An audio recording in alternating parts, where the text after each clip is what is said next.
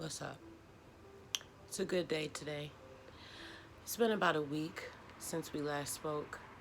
In my last video, I told you that we had survived the battle of the roaches in the new apartment and that I was quitting my job.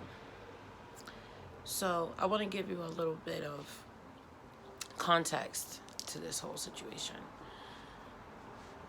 We were living in a townhouse that was subsidized housing.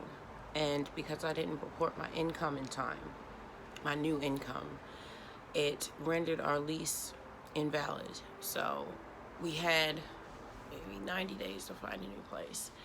And I kept getting denied, first because I had a low credit score, but mainly because I had an eviction on my record.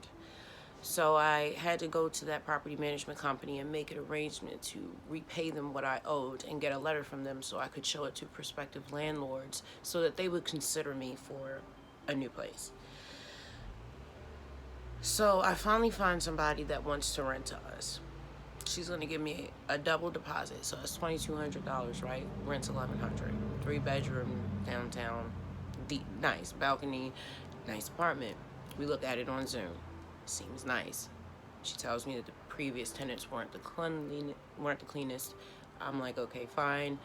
You know, I'm not saying that I'm OCD, but I like a clean house and I enjoy cleaning and I spend most of my time cleaning. So, yeah, we can get it fixed up, whatever. Like, you're doing us a favor for real. So, I come over here and I've got $2,200 worth of money with us.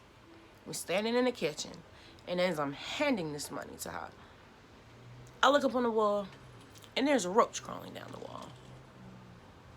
And then I look to my right, and I see another roach crawling down the wall.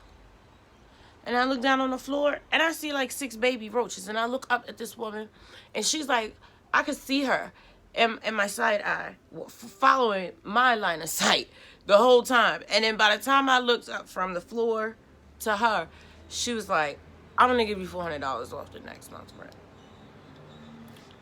She takes us to the apartment. And it doesn't look as big as it did online, but you know, it's got new carpet, new paint, just everything. All the things are working, but it's like teeming with roaches. Teeming. So we leave from there and go straight to Lowe's and spend $250 on cleaning supplies and roach bombs. Now this is before I know anything about roaches. In my mind, you'll bomb the house, the roaches will be gone. No, that's not how roaches work. So now we are 2 days before we move into this place. So then we go to Lowe's, spend all this money, blah, blah, blah. Circle back, and then come back to the apartment. This is before we move in. But we have the keys. Like, we can move in, but we're not supposed to be moving in until Monday. And this is like a Friday. So we leave a bunch of bombs, right? And I'm talking about 3 different brand names. Like, so it was 3 different types of bombs. 4 or 5 bombs per room. Okay. Bomb it. Leave. Go back to the townhouse for the night. Wake up. It's Saturday. We go back. We walk in there. I'm fully expecting it to be cleansed and cleared of bugs. That's not what we found. There were roaches falling from the ceiling. And now we're, 24 hours away from moving in? We scrubbed and cleaned and scrubbed and cleaned and vacuumed and scrubbed and cleaned and scrubbed and cleaned from the ceilings to the floors, every single room, every single surface. Like, I can't even I just can't. So Monday comes and we move in, and the movers are going to be here. It's like 10 o'clock, 11 o'clock, 12 o'clock. We come over here. The townhouse is totally packed. We come over here, and it's just still roaches everywhere. Like, I've never seen anything like it. I had to get lures with bait in it. I had to really deeply research roaches and how to get rid of them. Because you can't just get rid of the ones that you see. You have to poison through liquid bait, which works the best, and have the individual roaches, and then have the roaches go back to the nest and kill everybody else. Because it's an infestation. There's thousands more behind the wall. I feel like I need to make a whole separate video explaining what we went through with those roaches. But this is why I haven't been recording. And I say all of this to get me to how I ended up quitting my job. When we move in Monday, after the movers get here, I obviously can't unpack any food.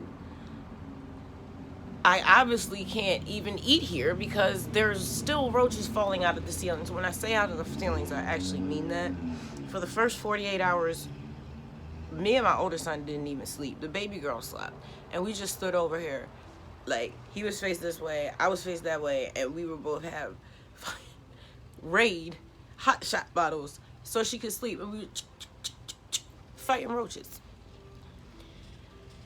It took about 7 days to finally not see any. I'm to the point now where when you wake up, you only see like a couple dead bodies. That's where we're at. But we had a whole invasion. Like, we had to go through a whole learning process. We had to get a whole new skill set to fight these fucking roaches, yo, because it was like, it was crazy. So I called my boss on Monday and told him I was going to need the week off because the house needed that much work. I could not just go to work while roaches were falling out my ceiling and my kids were here. We couldn't unpack nothing. And me being how I am, like, I literally could not, I didn't sleep, I didn't eat, I could not stop cleaning. Like, I could not stop cleaning. By the end of Tuesday, I knew I was going to quit my job. And here are the reasons why. One, I'd already planned on quitting that job and working full-time for myself.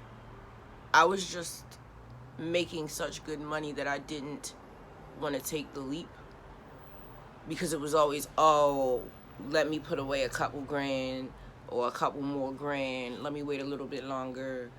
And I didn't know how to segue into not working for someone else or working for myself full-time because that's what needed to happen, but I didn't know how to do it. And I feel like the situation pushed me into it.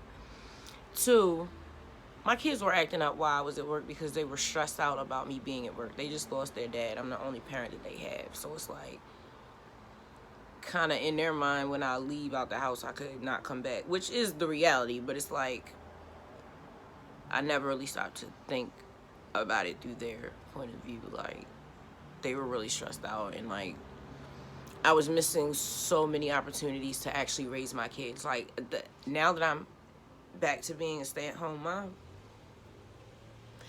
I see throughout the day how much they need me and how many opportunities that I missed that I could have taught them something, because it's just like constant. They can't find stuff. They have questions about life, and it'll be like, we just woke up and they're asking me these deep-ass questions. And it's like, if I wasn't available to them to answer those, then the media is raising my kids, right? Because they're just going to go Google the shit or not ask and then have it pester and then turn into something else later.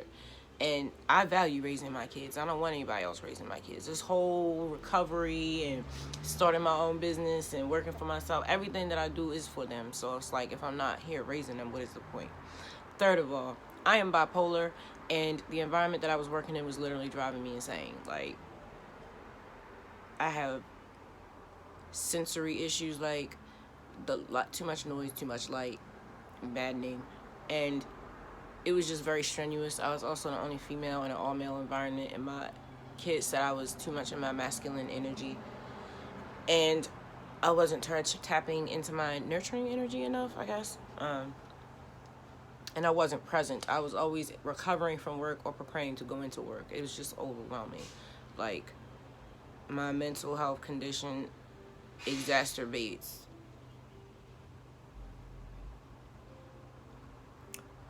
my stress level, I guess, to keep it simple. But even though that may be my truth, I feel like other people may still have issue with those type of work environments, because those type of work environments are unreasonable. Like, working 10 to 12 hours doing heavy fucking lifting back to back to back. Like, that's insane. Like, nobody should work more than 4 to 6 hours at tops in any position. Like, it's overwhelming. Like, there's no space for personal growth. There's no space to make food for yourself that is nourishing. There's no space to enrich your mind. There's no space to connect with spirit. There's only space to go to work and recover from work. And then you still have kids to raise. Like, it's not like they can keep operating off old information. Like, I need space to enrich my own mind so I can enrich them. I can't just work off the old information I have. I have to keep reading and learning and evolving to keep up with them. Like, the fuck? Yeah, what do you want? The fourth reason, the fifth reason? I don't want to work for someone else. I want to stay at home and raise my kids. I'm tired of being stressed out and then taking it out on them because of my environment. But this situation forced me into it because I could not see leaving them here in this situation. It was so extreme. I just couldn't leave my kids. And it's like, this will work out. I have other streams of income. And then I forgot that I only got this job really so that we would have enough money to move. But once I got there, I started to be uncomfortably comfortable. Just because as a recovering addict, stability was something that I lacked most of my life. And that job gave me stability and like made me feel legitimate. But it was like my home was suffering. So it's like, I'm going to use my brain and my talents to provide for my family. And, you know, I've made plans, I got little things in the works, so we're good. Like, we're good. We won't have an extravagant life right now, but the foundation that I'm laying, we will definitely have one in the future. So, that is the story of why we had to move. And I definitely quit my job. And it is a good day. You can check my music out on Spotify or any other streaming platform under The Fury of Abyss. That's my artist name. I also have a website, www.mastersoffatemusic.com. That's my label.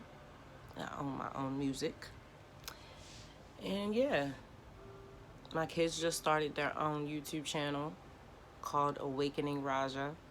I'm so proud of them. You should check that out for more great content. And thank you for everybody that returned and liked and shared and subscribed. I saw it on the little analytics. I was like, what? Oh my goodness, that's so cool.